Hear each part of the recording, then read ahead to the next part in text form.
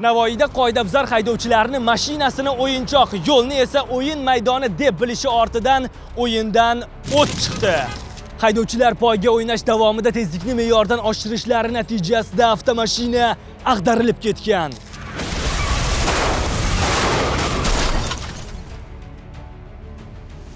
Apam tashab Gulzor bilan kelayotgandim.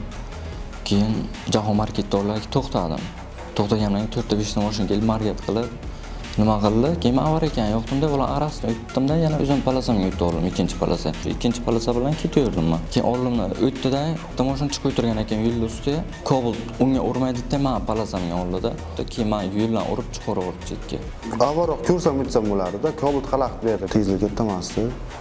Kunlar skor ketib qoldi. Yaxshimisan, dalinani o'lchadi, yaxshi. Ketdi.